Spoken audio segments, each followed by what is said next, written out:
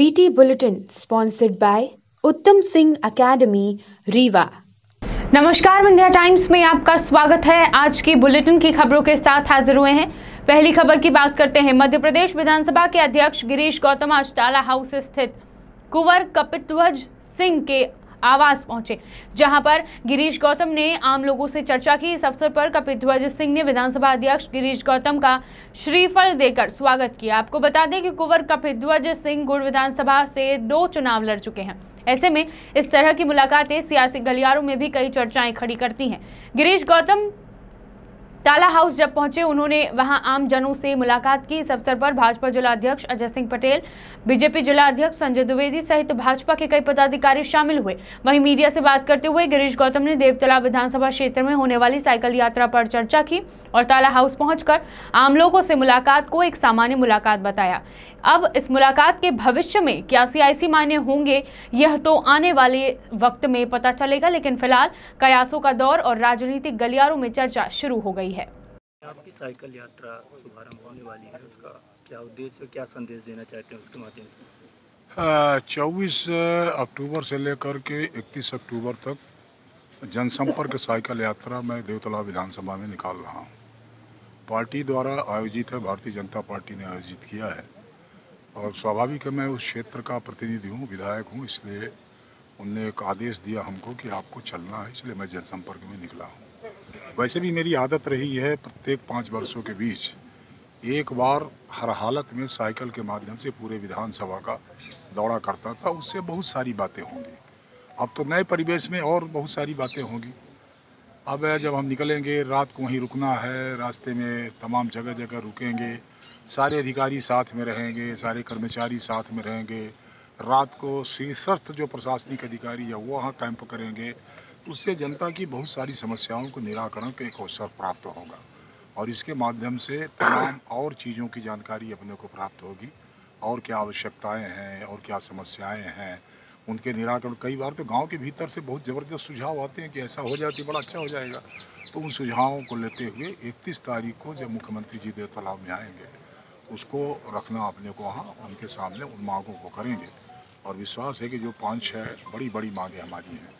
एक तो मैं नगर पंचायत बनाना चाहता हूँ, देवतला को तहसील बनाना चाहता हूँ, देवतला में 30 बिस्तरा का अस्पताल खोलना चाहता हूँ, सीतापुर में पुलिस चौकी देना चाहता हूँ, सीतापुर में नायब तहसीलदार की स्थापना करना चाहता हूँ। इस तरह से तमाम सारे बड़े काम हैं जिनकी वहाँ पर ये प्रयास करूँगा, घोषणा करूँगा। ज़िले के भीतर भी जैसा मैंने अभी 2 बातें उठाई हैं कि हमको कैंसर अस्पताल चाहिए, हमको कन्याओं का विश्वविद्यालय चाहिए, हमको साइंस इंस्टीट्यूट चाहिए हमारी यूनिवर्सिटी के भीतर। इन तरह की तमाम सारी बातों को उनके सामने रखने का प्रयास करूँगा और जनता के बीच में रहेंगे तो बहुत सारी बातों को स्वीकार करेंगे। यात्रा का क्या प्रारूप रहेगा और कौन कौन इस यात्रा में शामिल होंगे? यात्रा में ज़्यादातर कोविड के कारण मैं 50 से ज़्यादा करने का प्रयास नहीं कर रहा हूँ। 50 ही साइकिल है, क्योंकि पिछली बार की यात्राओं में 94 और 95 की तादाद हो जाती थी, तो थोड़ा सा ज़्यादा संख्या ज़्यादा बल होने के कारण कई बार परेशानियों का सामना करना पड़ता था। अब वो हालांकि इस बार परेशानी नहीं होना है और संख्या कम रही, इसलिए 50 का तय किया है। उसमें साइकिल यात्री वही होगा जो 3 बार लगातार हमारे साथ चलाया है। उसी में, हालांकि उसमें भी 94-90 लोग हैं, उसी में से कुछ तरीका निकाल लें कि उससे 50 ही निकले, 50 लोग चलेंगे साथ। रीवा जिले में नशे के खिलाफ पुलिस लगातार कार्यवाही कर रही है। गांजा के अलावा टैबलेट से नशे का प्रचलन भी तेजी से बढ़ता जा रहा है, जिसे रोकने के लिए पुलिस ने कार्यवाही कर आरोपी को गिरफ्तार किया था, लेकिन हथकड़ी तोड़कर थाने से भागने में आरोपी कामयाब हो गया। दरअसल नशे के खिलाफ पुलिस ने आरोपी को गिरफ्तार किया था। नशे की खेप लेके जा रहा था ये आरोपी, लेकिन पुलिस कर्मियों को चकमा देकर रायपुर करचुलियान थाने से आरोपी भाग निकला, जिसकी तलाश पुलिस कर रही है। एडिशनल एसपी शिव कुमार वर्मा ने बताया कि आरोपी के खिलाफ एनडीपीएस एक्ट के तहत मामला दर्ज कर लिया गया है और जल्द ही आरोपी को गिरफ्तार कर लिया जाएगा।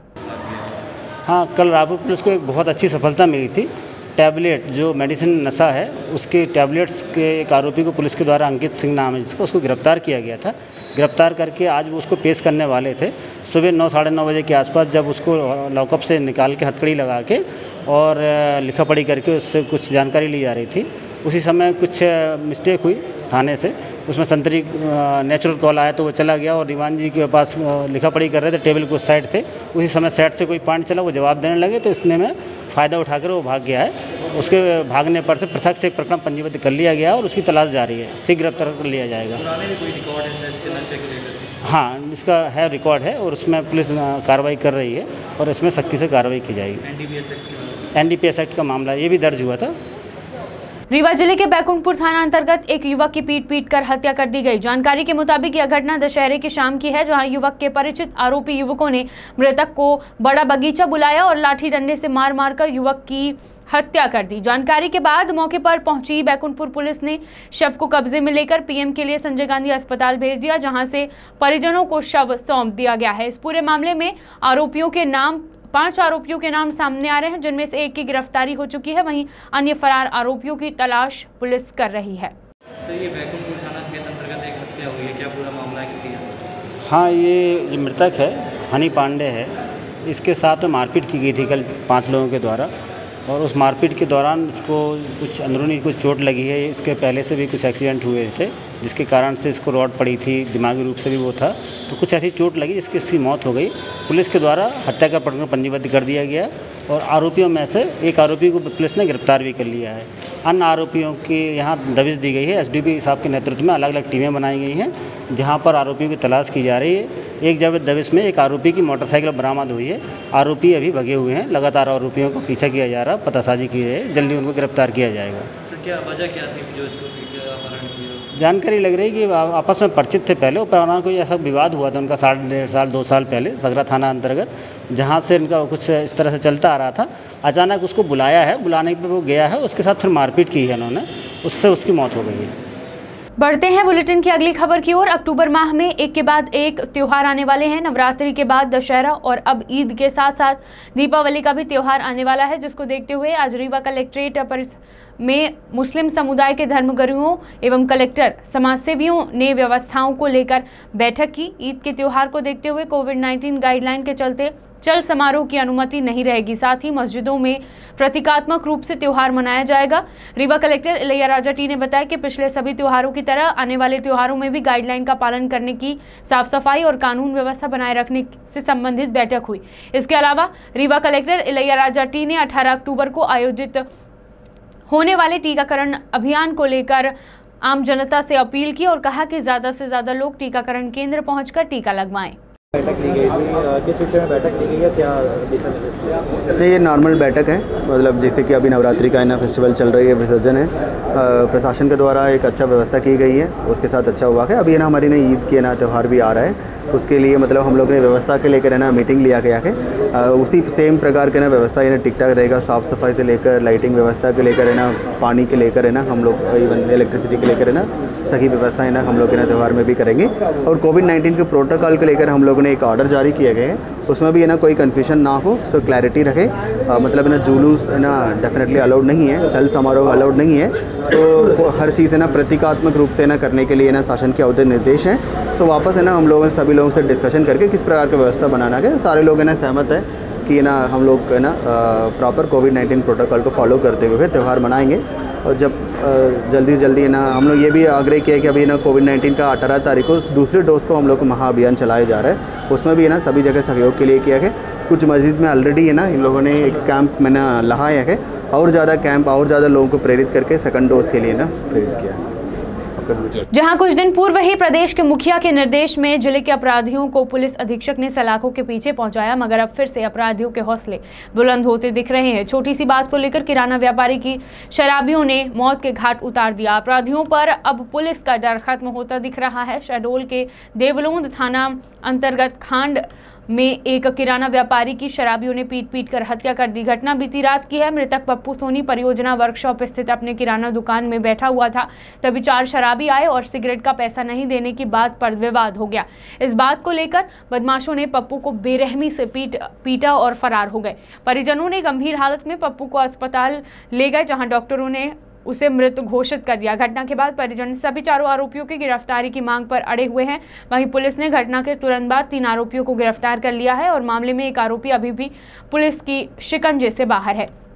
फरार आरोपी पर पुलिस ने 10,000 का इनाम भी घोषित किया है। बहरहाल पुलिस हत्या का मामला दर्ज कर जांच में जुटी हुई है।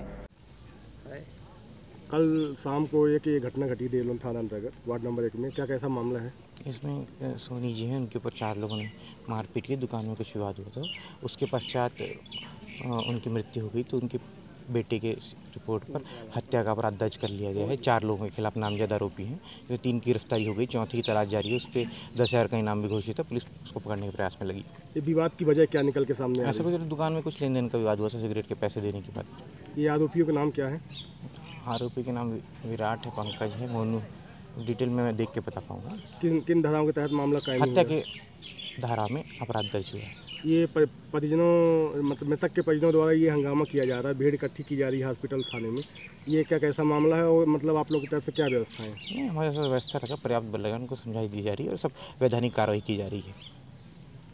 बात करते हैं बुलेटिन की आखिरी खबर की। कल दशहरे के दिन दुर्गा विसर्जन का क्रम लगातार जारी रहा, जिससे बड़ी संख्या में लोग दुर्गा विसर्जन के लिए किसी न किसी माध्यम से घाट में पहुंचते रहे, जिसमें सीधी में एक भीषण सड़क हादसा भी हुआ। यह दुर्घटना चुरहट के निकट ग्राम साडा शिवराजपुर में हुई है, जिसमें माता का विसर्जन करके कोलदहा घाट से लौट रहा ट्रैक्टर पलट गया, जिसमें 2 लोगों की मौत हो गई, वहीं 19 लोग गंभीर रूप से घायल हो गए हैं। बताया जा रहा है कि इसमें एक व्यक्ति की मौके पर ही मौत हो गई, जबकि एक व्यक्ति की इलाज के दौरान रीवा में मृत्यु हुई। बता दें कि अभी भी कई लोग गंभीर रूप से घायल हैं, जिनका इलाज चिकित्सालय में चल रहा है। सीधी से अभिलाष मिश्रा की रिपोर्ट। जब पुलिस को हमने बताया कि ट्रैक्टर को जब्ती करिए, तो पुलिस के द्वारा कहा गया कि जो है तो आप अपना शव जो है तो ले जाइए और उसका अंतिम संस्कार करिए, और 2 से 3 दिन में हम जो है तो ट्रैक्टर बरामद कर लेंगे, अपने इसमें हैंड ओवर कर लेंगे। ट्रैक्टर कहाँ गया? कहाँ? ट्रैक्टर मालिक ले गया, पता नहीं कहाँ चला गया। वो घटनास्थल में ट्रैक्टर है ही नहीं वहाँ पे, हम लोग तो वहाँ थे नहीं। किसका ट्रैक्टर है? ट्रैक्टर कोई बोल रहे हैं कि जावी सिंह है, डरिया के ठाकुर सिंह बघेल का है, उनका लड़का वो। विंध्य की तमाम खबरें लेकर कल फिर हाजिर होंगे। देखते रहिए विंध्या टाइम्स। बहुत बहुत धन्यवाद।